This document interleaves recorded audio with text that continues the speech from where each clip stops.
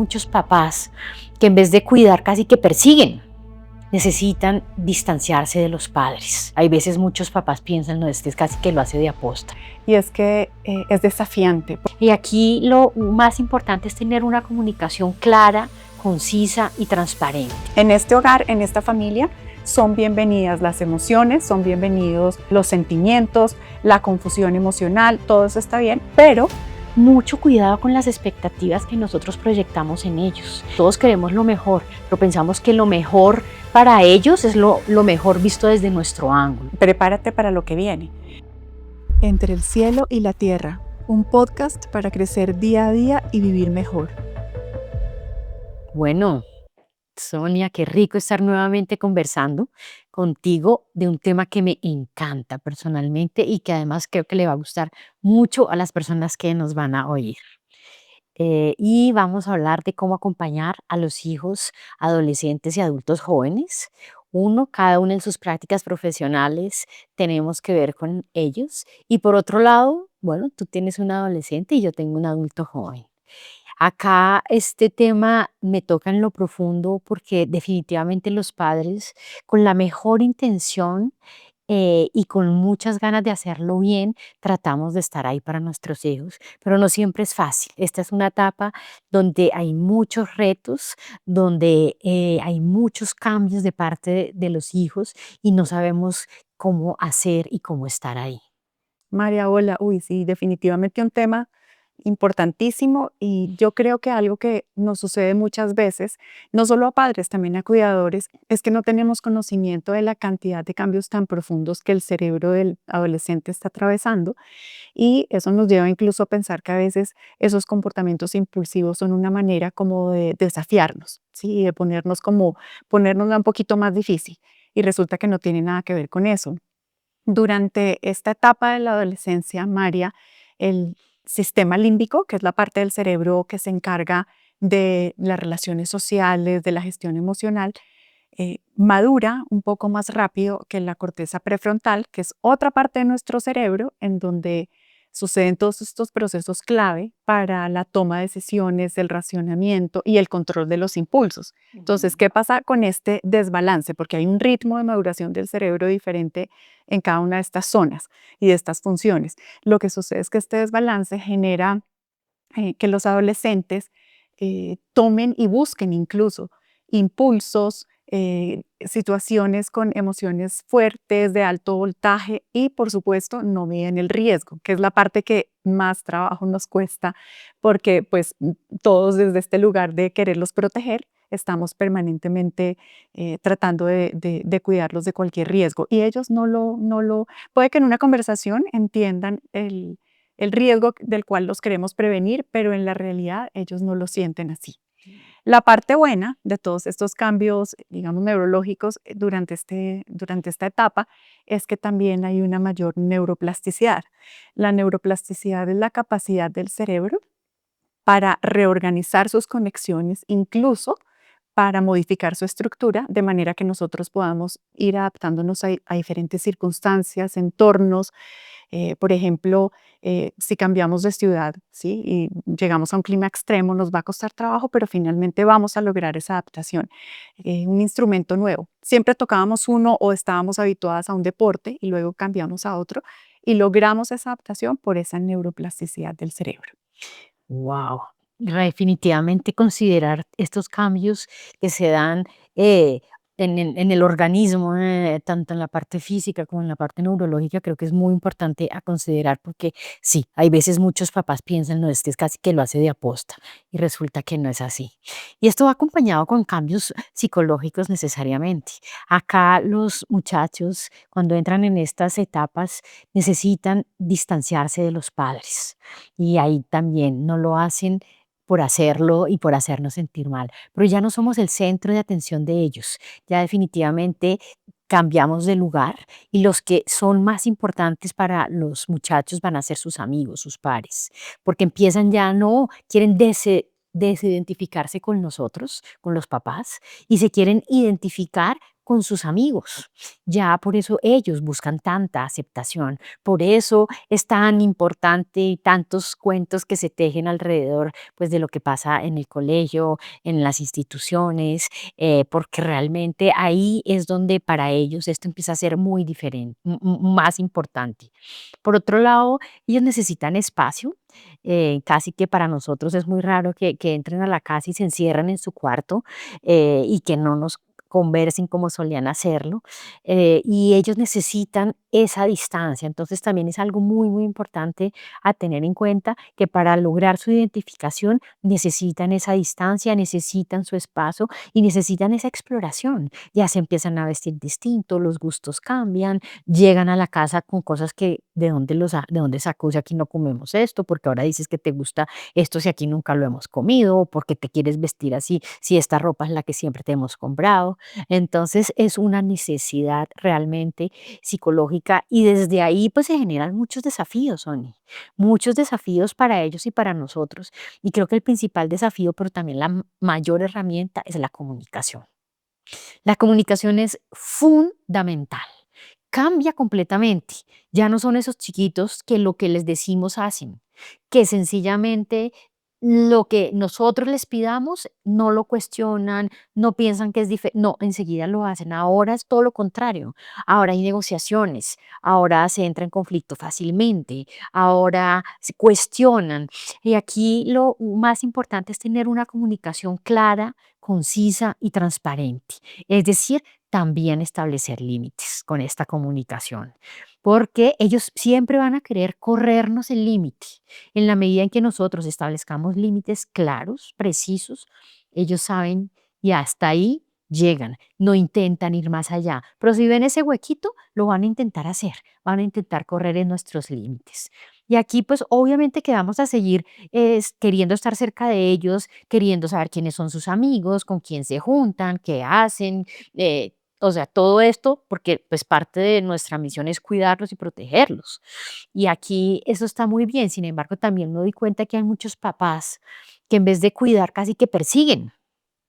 Así es. Y yo creo que todas en mayor o en menor medida hemos caído en eso, porque además tenemos la tecnología que es fabulosa, nos acompaña, digamos, en ese aspecto. En nuestra época sencillamente salíamos a las 6 de la tarde y volvíamos a la 1 o 2 de la mañana y no había manera casi de decirle a los papás a dónde estábamos, pero hoy en día, que curiosamente tenemos mucha más tecnología y maneras de comunicarnos, casi que estamos más angustiados que nuestros propios padres.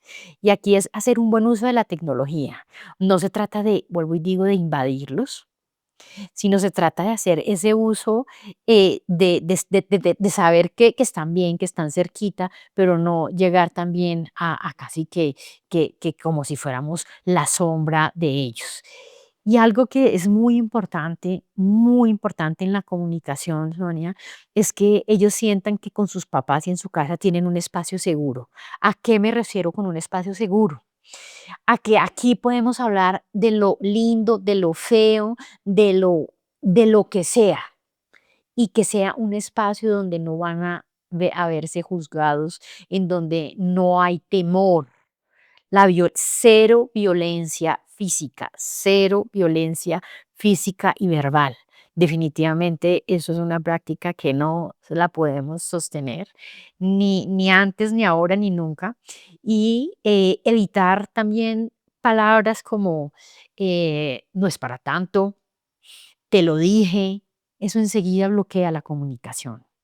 Entonces, vuelvo y repito, tener ese espacio de contención donde ellos sepan que cuentan con alguien, que es un terreno seguro, que aquí pueden estar y pueden decir ser ellos y ser vulnerables. Creo que es algo muy importante. María, mencionaste algo muy importante sobre la comunicación y es que es desafiante porque nosotros desde este rol de padres queremos saber y también necesitamos saber para asegurarnos que ellos están bien. Pero muchas veces el momento en el que intentamos fomentar ese diálogo encontramos que no hay una respuesta, que de pronto ellos están cerrados, que van a su cuarto y cierran la puerta y nos frustramos. Es importantísimo tener claro aquí, María, que primero ellos tampoco tienen mucha claridad en estas etapas de cómo procesar tantos cambios que están sucediendo internamente, ¿sí? Y también pasa en la otra vía, y es que a veces sí nos buscan, porque como mencionaste, somos un lugar seguro, y a veces se acercan para dialogar con nosotros y resulta que justo ahí no estamos disponibles. Entonces nos toca también ser muy cuidadoso con esos temas de comunicación. También aprendí algo, como desde mi experiencia como mamá, y es que muchas veces ellos necesitan ser escuchados, solamente ser escuchados, ninguna opinión, ¿sí? Y eso también nos cuesta trabajo, porque Mucho. mientras los escuchamos, ya tenemos 17 o 27 ideas para plantear, para proponer ejemplos, y en muchos casos ellos simplemente necesitan saber que cuentan con nosotros para que ellos puedan exponer algo que están sintiendo. Otras veces, ¿sí? Podemos también preguntarles, ¿quieres que conversemos? O sea, ¿quieres una opinión mía o quieres un consejo? O simplemente necesitas que esté aquí para ti, escuchándote y que después estemos en silencio. El silencio también es una manera de comunicación. Eso lo Muy aprendí importante, muy desde... importante. Fíjate, Sonia, que discúlpame, y hay algo que dices que me parece muy importante y es que debemos muchas veces, claro, ellos tienen sus ocupaciones, pero nosotros también como papás no siempre tenemos todo el tiempo, no siempre vamos a estar cuando ellos nos necesitan. Entonces, cada familia también tener esos espacios que son justamente para compartir Así y es. cada familia lo establecerá de acuerdo a sus costumbres, de acuerdo a sus rituales, pero sí tener como esos espacios, sea, no sé, el domingo que van a desayunar o los sábados que siempre es un espacio donde estamos juntos en la mesa o en las noches siempre va a haber por lo menos 20 minutos donde sin el celular en la mano podemos compartir y preguntar de una manera desprevenida. Cada familia definitivamente tiene que tener también esos espacios para poder Así es, tener tal esas cual. conversaciones desprevenidas. Es fomentarlo, como tú dices, de acuerdo con las dinámicas familiares, ¿sí? A veces algo que me funcionaba a mí era cuando íbamos a fútbol. Entonces, mientras se daba ese recorrido, era un momento como en donde había menos interrupciones y era un poquito más fácil dialogar. Pero bueno, y pasando a otro de los fundamentos importantes de la crianza, María, la empatía, ¿sí? Mm. Porque es que se nos olvida. Todo el tiempo creemos que lo somos, pero de pronto si nos detenemos a pensar, muchas veces les damos el consejo o damos nuestra opinión desde nuestra propia experiencia y marcadísimos, María, por toda la experiencia que nosotros vivimos cuando éramos niños, como esa estructura, esa era la palabra que estaba buscando, desde esa estructura que nos ha hecho los seres que somos. Y eso no es que esté mal, pero que tiene que ver nuestra experiencia de infancia con la experiencia de nuestros hijos. Y vivimos proyectándonos, ¿sí? Entonces, desde ese lugar se nos olvida realmente ser empáticos. Entonces, volvamos a este tema. Es clave, independientemente de la situación, dejarles saber que los comprendemos y que justamente porque hay un entendimiento de lo que están sintiendo, validamos sus emociones, sea la que sea, una emoción positiva, una emoción que les genere un caos emocional, una emoción que los frustre, que los confunda, etcétera. Entonces, desde ese lugar uno puede establecer acuerdos. Tú mencionabas límites aquí, digamos que también es un poquito de lo mismo, unos acuerdos en donde, ok, en este hogar, en esta familia, son bienvenidas las emociones, son bienvenidos los sentimientos, la confusión emocional, todo eso está bien, pero no necesariamente son bienvenidos ciertos comportamientos o ciertas reacciones, ¿sí? Ahí está el acuerdo, claro y coherente, y desde la empatía. Y por supuesto, esta, María, es la escuela más importante y en estas edades tempranas, incluso preadolescencia, diría yo, antes de la preadolescencia, para que ellos empiecen a gestionar sus emociones.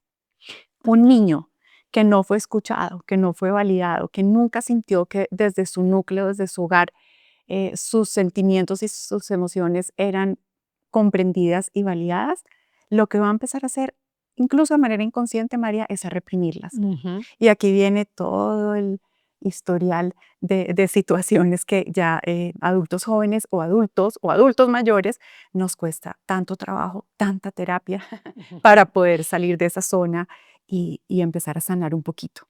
Y es que definitivamente, Sonia, pues realmente muchos papás, nuevamente digo, con la mejor intención, pero no sabemos cómo hacerlo. O Se nos sea, olvida observar, María. Yo creo, mira, a través de interacción con familias, en procesos con sus hijos, eh, vemos mucho que se nos olvida observarlos. ujú, Tú mencionaste al inicio de esta conversación que ellos empiezan a buscar su espacio y ese espacio es lo más importante que podemos proveerles. ujú, Respetar ese espacio porque empiezan a buscar independencia, empiezan a encontrarse ellos mismos en medio de una familia, de un entorno social, de un universo y de la vida misma.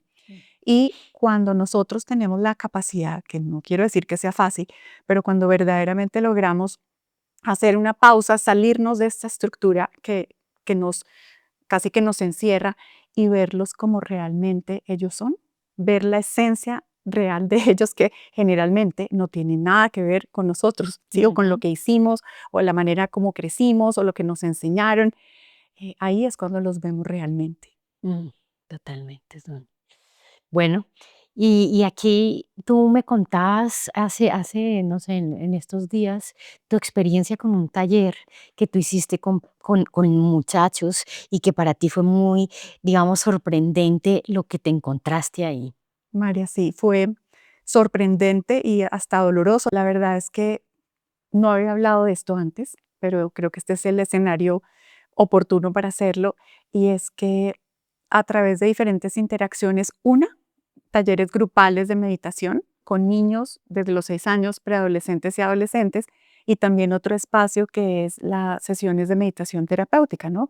Que son generalmente complementarios a otras terapias que estas personas están teniendo. A ellos siempre les pido al final de la sesión que ellos en un papelito, es anónimo, obviamente, anoten temáticas que les gustaría trabajar en futuras sesiones, Ujú, grupales o individuales. Y yo podría decirte que hasta la pandemia, María, básicamente puedo agrupar esos temas como en dos pilares grandes.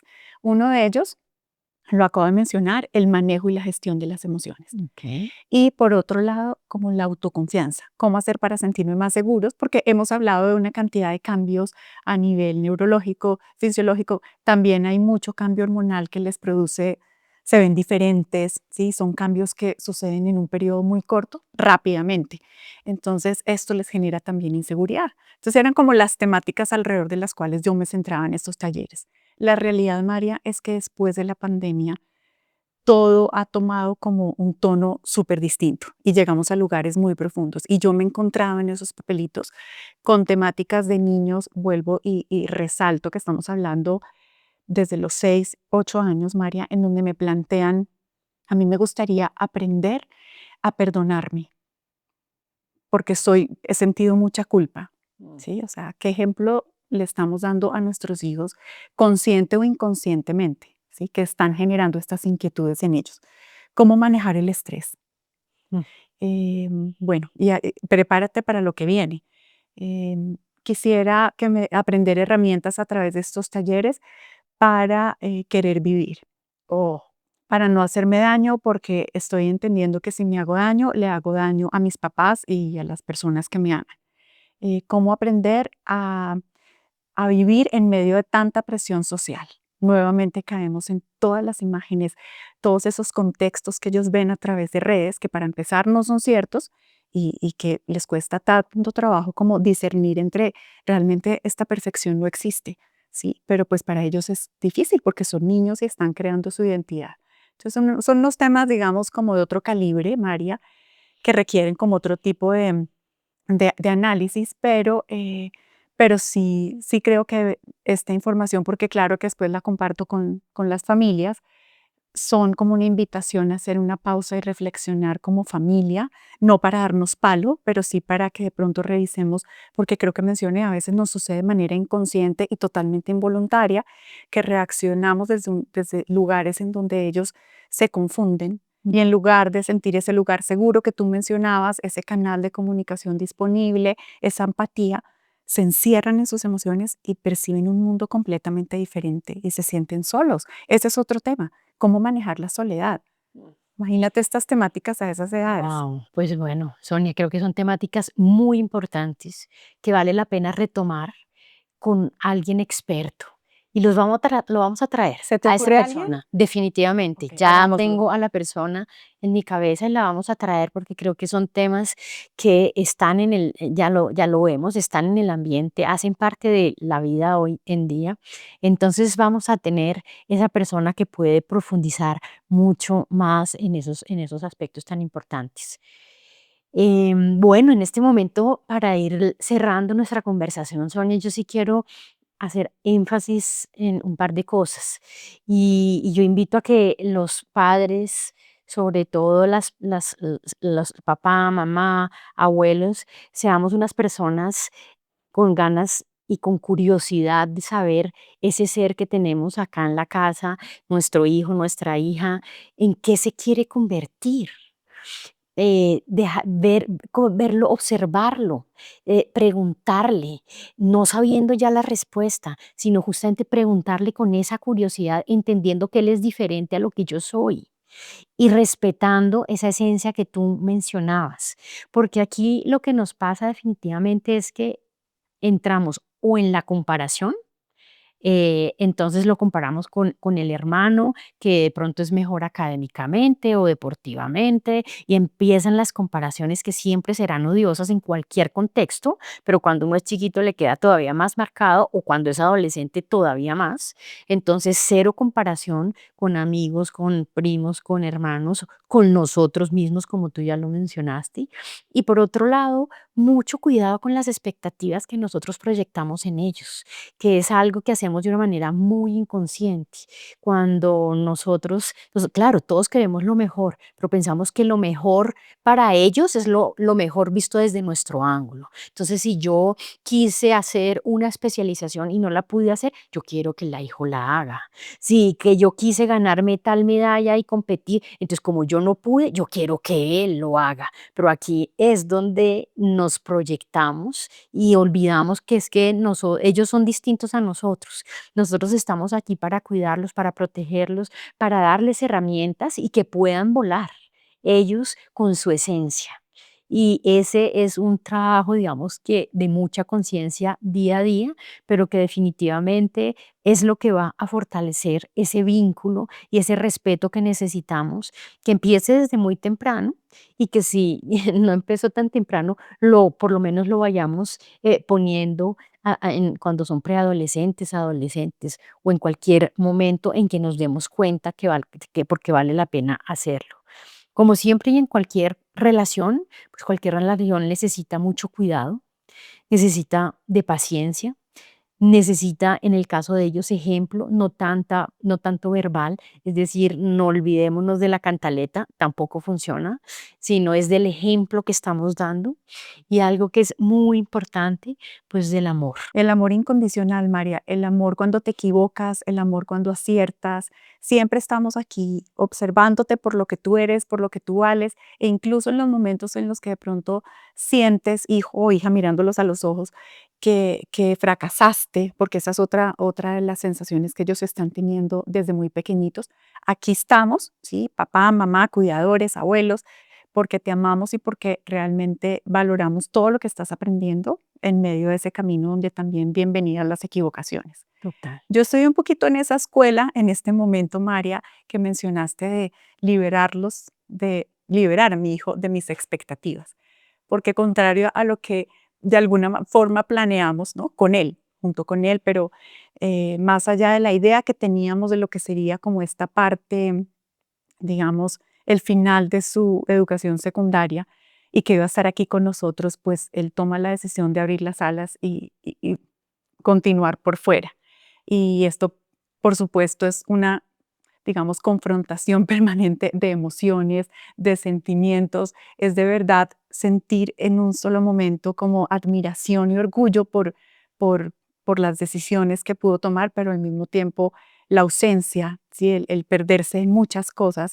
La tecnología ayuda, gracias por la tecnología, pero realmente nos perdemos de muchas cosas en el camino. Entonces, al mismo tiempo es aceptar esas dos situaciones simultáneas. María, y algo que me dejó reflexionando aquí mientras te escuchaba es que si no logramos liberarlos de esa proyección, de esas expectativas, tendemos a querer estandarizarlos. Yo creo que tú lo ves día a día en tu consulta, ¿sí? Y no a través de los niños, sino de los padres, porque también caemos en eso. Es como, voy a poner tu mismo ejemplo, pero si su hermano mayor hacía deporte, entonces a este lo meto en otro deporte y resulta que a este le gusta la música, ¿sí? O su hijo tomaba después del colegio clases de escritura, ¿no? Pero es que los intereses de este están en el arte.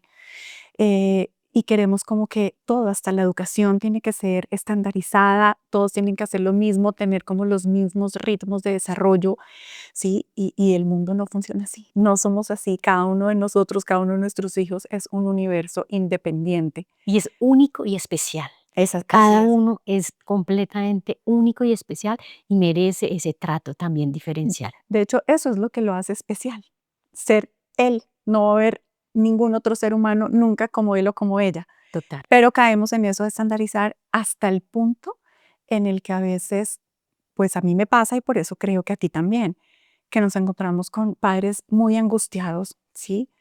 Que quieren arreglarlos y los niños no están dañados, María, no están rotos, no tenemos que repararlos, no tenemos que hacer, tenemos es que dejarlos ser y acompañarlos, estar ahí, tener un ojo, guiar desde el amor. Y aquí hay algo muy importante ya para despedirnos, Sonia. Nuestro podcast entre el cielo y la tierra, y no siempre toco la parte del cielo o espiritual. Nuestros hijos son maestros. Nosotros pensamos que nosotros somos los que vamos a enseñarles a ellos todo y resulta que no. Ya para los que están, digamos, muy conocedores del plano espiritual, sabemos que en otra dimensión escogieron estos padres, escogimos estos hijos. Eso ya viene predeterminado. Nos escogieron y nosotros los escogimos a ellos, porque hay aprendizajes que se cruzan. Ellos también son maestros nuestros en muchos aspectos. Entonces, yo estoy muy contenta de esta conversación, Sonia. Creo que me daría para hablar muchísimo, porque realmente es un tema que me apasiona. Y bueno, hasta aquí llegamos hoy, pero espero muy pronto que podamos seguir profundizando en aspectos que hoy mencionamos. Muchas gracias, Ana. Gracias a ti, María. Hasta la próxima.